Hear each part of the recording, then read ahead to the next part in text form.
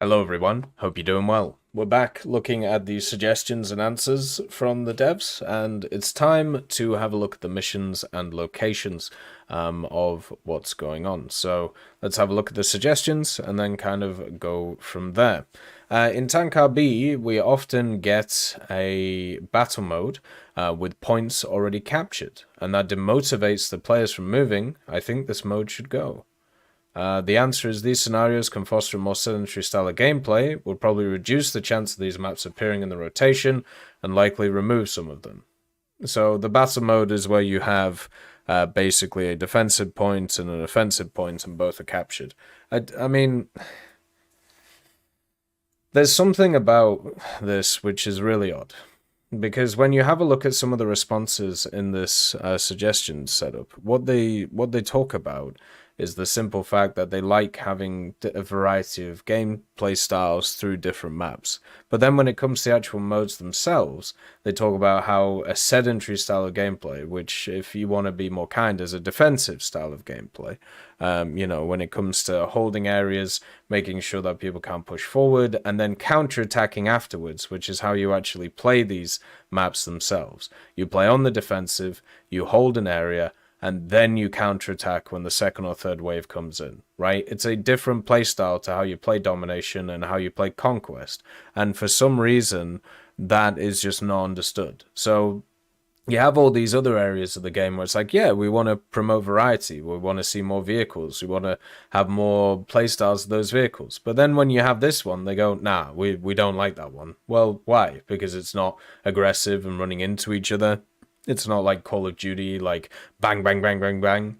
Like that's the thing I don't get. Like the battle mode itself offers a different way of playing the game, right? The conquest mode is the one out of the three, which is the most negative, because it puts everybody basically on the same roads in the same place, and then just allows one or two people to flank around the whole map to be able to annihilate, the enemy team, which isn't fun or enjoyable for anybody.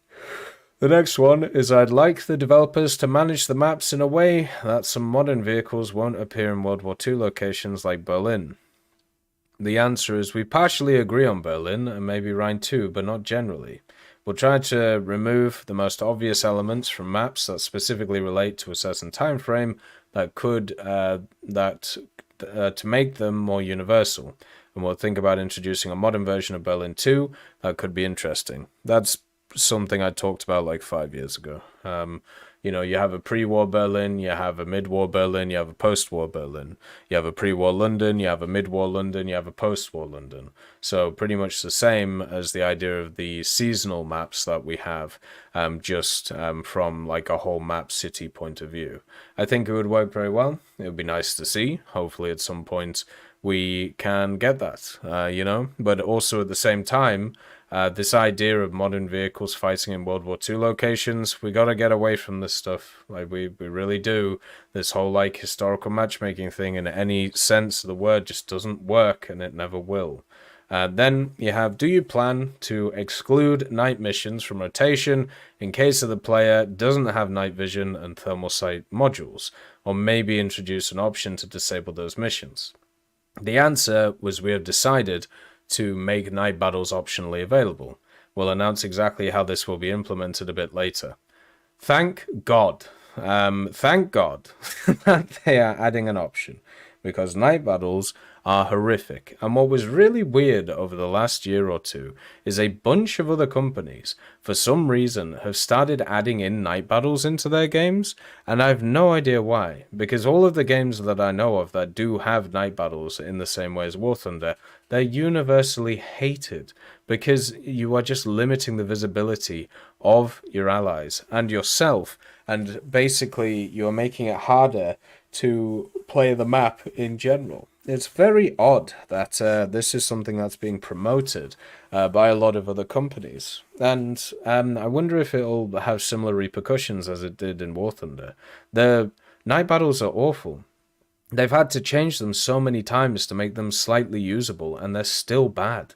Especially when you have vehicles which don't have thermals or night vision until like rank 4 modifications. Like, have a look at the ASRAD, for example. The Swedish SBAA. That thing has a rank 4 module for its thermal sight, which is 19,000 RP. So if you don't have that, you just can't see. And what are you gonna do? You're gonna scout people you can't see, or you're gonna basically rely on your radar and hope for the best? Well, great, that's fun. Or you could actually just have daytime and be able to use your eyes. Wouldn't that be nice? You have this talking about how the battle mode is just too boring, and that play style is not allowed. But also at the same time, you know what? We're gonna remove eyesight, and that's gonna be fine. God damn. Collision models of various obstacles, garbage, and other things should be either removed, replaced, or reworked.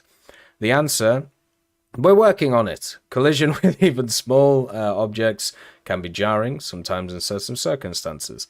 Any examples you have of such issues with screenshots and descriptions will really help us improve the area as quickly as possible. So there you go.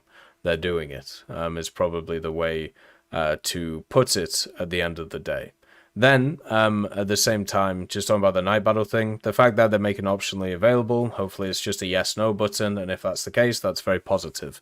And then hopefully, after many people say that they don't want them, they'll just straight up remove them, like they did some other machines. It would be great to increase the duration of session creation, to increase the number of players in battle and make them more intense. I think that waiting for 20 more seconds in the hangar and not ending up in an EVGA battle on a large map is worth it. The answer is, we'll think about this one. Unfortunately, there's no universal solution regarding a bracket of queue time that would apply to every situation, but some additional matchmaking options could improve the situation. That's true, and also, once again, the whole time thing is a bit of an odd one, because where someone would be fine with waiting 20 seconds, other people weren't. I remember back in the day when the servers were balked, especially on the US servers, between like 6 p.m. and 9 p.m. for me, what would end up happening is you would just be sat waiting for the game to start for 10 to 20 seconds. It was a long time, and it sucked. It wasn't very fun, which is why I didn't really enjoy it at the end of the day. If you could guarantee that the additional 20 seconds would increase the amount of players in the game, then I'll be all for it. The problem is, can you? The answer is no. Are there any plans to additionally reward the top 5 players at the end of the battle? Why? The answer is we do have plans along these lines for sure, but we're just not sure if rewarding the top positions is the healthiest way to go. It's tempting and a good reward, but it creates unhealthy competition for those 5 places, meaning that players may be compelled to grief or get in the way of those in the lead. I mean, that's true. If you want to do a system like that, you do a system like Enlisted has, where you have certain awards that you get at the end of the battle, and then those awards give you additional bonuses towards your overall XP, which is what War Thunder already has. So you just do that, but just give bonus RP instead of SL. So stuff like assists, anti-mech, stuff such as, Hero of the Sky or Terror of the Sky, whatever it is, just have those give bonus RP instead of just bonus SL. There you go. That pretty much would fix it, because it would mean that you would be promoting different playstyles in how you go about it. European province. The city part is done well because it is separate small location. The open terrain around can be shot through the hills, and there is also the possibility of shooting from one spawn to the other. Very true. The answer is indeed, we're aware of the problems here. We'll aim to fix the instances where it's possible to engage from spawn to spawn in some of the high BRs. Or you could realize that valley maps don't work. Or you could do that. Where if you have the center of the map be a lower, altitude or whatever you want to call it, contour, then the outer edges of the map, they don't work. Because it means that getting to that center of the map, if somebody actually knows what they're doing, they can lock down the whole area just by themselves. Maybe you could just flatten the map. That could fix it. That could fix it. Every map, which is it convex or concave? I'm always bad at this. Let's just see. Any map that is, let's see. Yeah, any map that is concave doesn't work. 38th parallel is another one which is concave, where people just sit on the sides and just wait for people to push in. It doesn't work. Surroundings of Volcalamsk. My favorite map. Very large location with a huge unused space. If your flank is clean, then you're either too lazy or don't have enough time to react to the other one. What? I think it is necessary to leave only a small version of it. The answer. It's certainly a large location with a lot of empty space. We've already changed the rotation maps for this settings for this map. Now it's only available in Ground RB and only from session rank of 9.7. Also, please note, a session rank of 9.7 means that these are battles for vehicles between the ratings of 8.7 and 9.7. So they do have a system to put, certain maps as certain BRs, but I'm guessing they're creating a newer system that makes it more sense. Just remove the map. Just get rid of it. It was removed because it was universally banned. Okay? It was brought back because you want to make it work. It doesn't work. Just remove it. It's just like Mean Girls, whatever the girl says, like, it's not gonna happen. Just stop trying to make it happen. Stop trying to make fetch happen. Stop trying to make Volcalamsk surroundings happen. Just stop it, Even like there's like 3 other versions of Olo, and only like one of them actually works. The one with the railway is fundamentally flawed because of the flanking position on the railway, and the other one, which is like the church one, is once again flawed because of the forest on the side. Like, just stop trying to make fetch work. Red Desert. Huge spaces with shots from covers on the top of the rocks. Maybe you'll remove this location from the rotation. The answer is at the moment, this map is only available from 9.7 and above, so the huge spaces can be crossed relatively quickly for the faster vehicles of this tier. Red Desert is also still in the top 5 most liked locations for a map-like system. However, we will keep an eye on its overall popularity among players. I don't believe you. The only reason a bunch of people will have liked Red Desert is because it's banned by so many others that they didn't ever see it and wanted to try and see it. Because that map, after first spawn, is a waste of time. So you spawn once, you have the initial engagement. Whoever wins the initial engagement wins the fight. It's done. Because there are so many power positions on that map for each of the capture zones. Once you win that initial engagement, and the second wave of people comes in, you're already in power positions, and they're getting nowhere near you. And also you have more points. So if they are able to counterattack successfully, you get into planes and annihilate them. That map is really bad for second spawn. Which is why, like, most of Red Desert is finished after 5 minutes. And then most of it is just driving around, trying to get caps and hoping not to get shot by the guy who's waiting near them. LLMA positions on the tops of the cliffs make it difficult to play. Line A and line 8. You're right, we'll fix them. I mean, fair enough. They are very much power positions. Annoying as hell to play. Annoying as hell to play against, and very easy to use. So enjoy it while it's here. Battle of Hurtgen Forest. Now in the rotation, we have the larger version, where the activity of the players is lower than before. I propose to return the old version with 3 city capture points. That one's still in rotation, by the way. Like, we don't see a decrease in activity in this arrangement, but the capture points really do need to be redone. We'll improve them. I mean, fair enough. They'll probably just put the other one in the south again. But I see both in rotation. I think both of them are fine. The only issue is the north point, because it's whoever scrambles to get there first. And then once you scramble to get there first, you realize that you can actually camp the enemy spawn from it, which means that it's kind of a risk-reward scenario, which is quite nice. Mozdok. The location is either for the fast tanks, which can take up positions at the beginning, or about standing at one point as the respawn points are located opposite each other and are shot through. There's no goal to capture the points, no goal to leave the position. Can this mission be removed? The answer. It's possible. Weeble, yes. The mobility of the tanks that see this map do make its layout quite unsuitable. It's not just the mobility thing. It's any mobility of tank doesn't fit it because you've created a map which is just 2 hills on either side, which cover the whole map. And then you have one flanking route where if somebody gets down, you can't dig them out of unless it's cast. Right? If that's the map you're thinking about. The other Mozdog battles are not too bad, but that one is a problem. Fields of Poland. The situation here is better than with European province, or the expansion doesn't look justified everywhere. The answer is perhaps we can remove the forests around the edges of the map and replace them with fields to deter players from focusing on the outskirts. Do you not see, like, a pattern here from these? Everything is to take maps and make them just lanes. Every single one of these is to remove the flanks and just do this. So you all fight in this little square, right? Removing versatility, removing variety.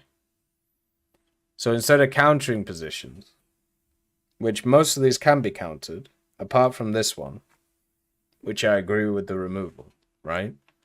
The idea is to just streamline, which will make these maps way more boring. Port Novorossiysk. The teams capture their points being fully defended, and then meet up in the front of a huge open area that makes them afraid to advance. So they just stick to the corridors. We need a full rework of the central point with safer passages from both sides. The fact that you can effectively fire from across the river also contributes to the stalemate, making the players stay on line 7 with 0 kills. The answer is we see your points, but have to disagree on this one. From our data and heat maps and also personal experience, classic, the map has a good intensity of action. It often only takes 1 or 2 tanks from either team to funnel in behind the enemy lines to break defenses.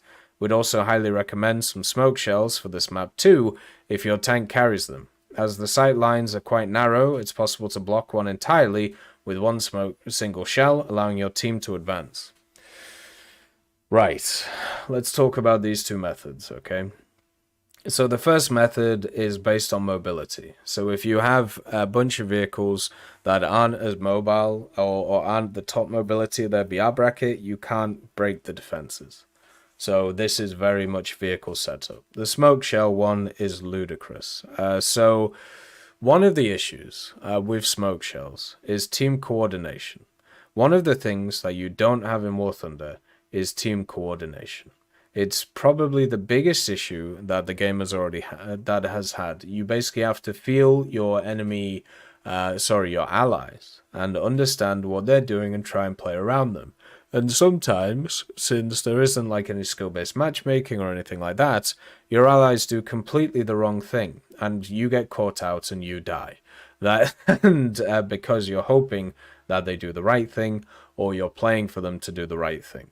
So the idea of using smoke shells to do that is not going to work. The other thing about smoke shells is if you put up a barrier between you and the enemy, that means that they can reposition too. So you're not only the person who can reposition, and they can reposition to a more defensive position while you go into the offensive, catch you out, and die. Smoke shells are not a one-way street. They are very powerful and they are underused.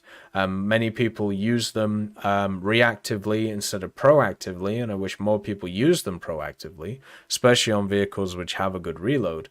But let's not kid ourselves here. Like, they're not the be-all and end-all on like offensive pushes. What they should be more designed for is to block off 1 or 2 people and then push into an area and then try and get a flanking position on them while dealing with the others who are sat around there too. Sinai, a great map, but positions and spawn points in A1, A2 get in the way. It's hard to get the player who camps there. Would like for these positions to be removed on Sands of Sinai as well. The answer, thank you for bringing up this one, we'll look into it. Yeah, basically the road on the left of the map. The flanking maneuver where you can just sit, hold down, and just stare at the spawn. Not really any reason for it to be there apart from to be annoying. At the Ardennes, there's a lot of excess space from A1 to C3, same as in the opposite corner on G8. The answer, it may seem like empty space, but we see these routes often utilized by players. Usually I utilize them because when I'm on 170 ping, I can't just go barreling in and out-trade people. It's actually impossible to do. So the best thing to do is to actually go to these areas on maps like this, catch out people from the side, and then counterattack. Right? Which is why even stuff like ping can really affect how you play matches. And a lot of people are making these suggestions, are European, and they all have about 10 to 50 ping. Then you have Poland, a manufacturer in Eastern Europe. Examples of good maps. Yeah, I love subjectivity. I'd like to see a new location in the future update that is similar in size and junction layout to these maps and hear the player feedback. The answer is we'll introduce a map along these lines in one of our next updates, probably at the end of the year. We're actually working on something quite similar to what you described at the moment. They seem to be pumping out maps at a ridiculous level, which is quite nice, so hopefully variety increases, and I just hope they don't screw with bans yet, so we actually can see a bunch of different stuff. Poland, a manufacturer in Eastern Europe, all our maps which are just linear streets. So once again, if you have very good ping and you are a very good player, you will really enjoy these experiences. If you don't have good ping or you're not as good player, you're just going to get out-traded and die over and over again, which is the problem with these things. It isn't just based on one specific player's type of, play. Also, those maps can be heavily abused as well in certain areas. But yes, they're very linear. The last one is Vietnam. Have you considered partially draining the swamp at point A? Many players avoid it since it's so hard to move around there. The answer is yes, it's possible. That's a good point. They could just remove the water completely from the map. I remember when Vietnam first came out and it had some very silly positions that you could sit on. And then also at the same time, it had a lot of positions where you would just sink into the water and die. So that was really fun. But I'm glad that they fixed those, which was really good. It's still not the best map around, but it's not too bad. I think overall it's okay. And yeah, that's the end of the suggestions and answers. It would be nice to see more, and I'm sure they will as we go along. This is part of the groveling parade that Gajin's been doing recently, and it's going to continue as we go forward. As always, I hope you have a wonderful day, and I'll see you next time. I'd just like to thank Millie Draper, Juan the Panda, Nick R. Kupila, Carrion Crow, Gus Irenicus, Pyman, Merciless Reaper, Orange Tail, Teddy, Daniel Stanton, Moxie B. Young, Peter Grayling, Jerry Provolt, Bareen, Alan Hacker, Sem Arslan, Uncle Bean, Derek R, and Lafouche for supporting the channel.